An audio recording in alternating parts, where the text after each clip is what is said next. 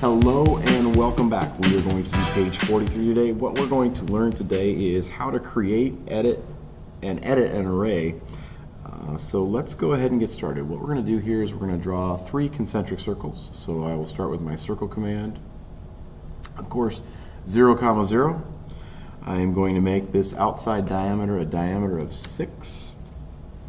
Then the bolt circle is going to be 3.75. So another circle. Just going to come over here, hover over, and notice that as I hover, the center lights up green, saying that I've got a hold of the center point.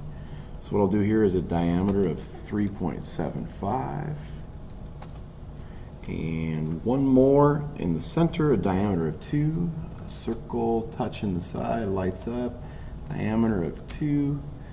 Now I'm going to change this property of this center circle, or excuse me, the middle circle. And what we need to do here is we need to make this a line type of center. So I'm going to go ahead and load up a line type here. Load line type.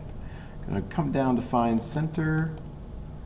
Down here just a little bit. There it is. Click OK. Click OK.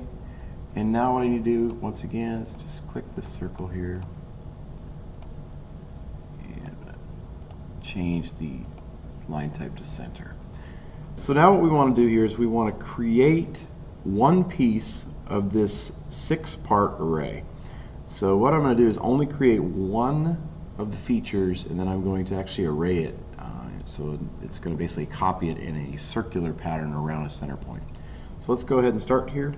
That circle, or that slot there, is 0.75 wide. So we also know that if a slot is 0.75 wide, that the diameter of the bit that cuts that slot would be 0.75. So let's go ahead and do a circle, and I need to type QUA here to get a hold of this quadrant. See it light up right there?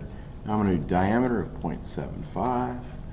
Now what I want to do here is I need to create this slot. So what I want to do is draw a line from, here's something to be careful of. See it light up right there? If I drew it from there, and let's just do that, I'll show you what's going to happen here.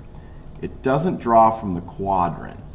It drew from the intersection, which is actually going to change things a little bit. So let's make sure we grab hold line from the QUA quadrant. F8 is on right now, drawing orthographic lines. We're going to draw another line from the QUA here. And then what I'm going to do is I'm going to trim this using the outside edge. And now I'm going to use these and like so. So what I've done effectively is I've created that slot. So let's go ahead, and now we're going to type the command array, and we're going to do a polar array.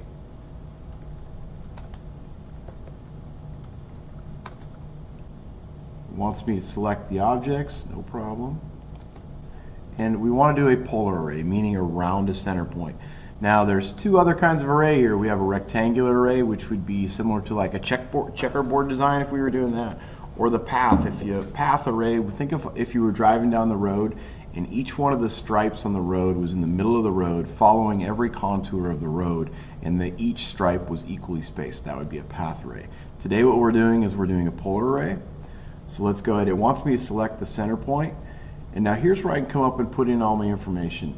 Right up here in the top, if you take a look, there's the number of items, distance between, and then the fill. Let's go ahead and do 6, and that automatically, if I change this, it will automatically do the math calculations for me and update the model. But we need 6 pieces. Here's our 6 pieces. Enter. Now, if I wanted to edit that, which you want to trim these out to make them look like slots, but you can't when you're using the array. So let's do something called explode. We're going to select the array, and basically what I did is I just exploded the array to make it act like individual pieces of geometry rather than one block. So let's go ahead and trim now. We're going to select like so.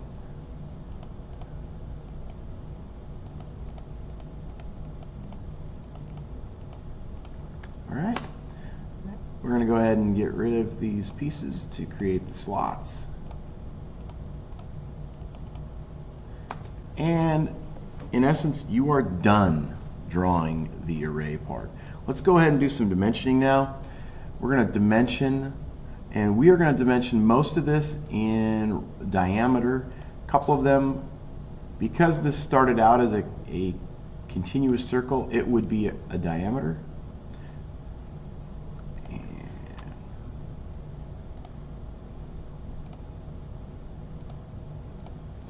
And now we want to dimension a couple more circles. We're going to just work our way in, so it'll be largest to smallest on the right hand side. We're going to do dimension diameter. Here's our bolt circle. This is what our array was created around. And let's do it again. Dimension diameter. Pull this one right here. Now, we're going to have to do just a couple more things here. We want to dimension this slot, and the depth of the slot is calculated by the bolt circle. So all we need to do now is tell it the diameter of the slot. So let's go ahead, and once again, this kind of breaks that dimensioning rule. This is going to be dimension diameter because it's cut with a round cutter. I hope that makes sense. Diameter, and I'm going to pull this. This is kind of one of those, see that right there? Now all we need to do here is we need to give it an angular reference for these two slots. So what I'm going to do is I'm going to dimension angular from the QUA of here to the QUA of, actually I'm going to have to go center to center. So I will go dimension angular from the CEN. Well, let's put some reference geometry in here. Line from the center like so, like so.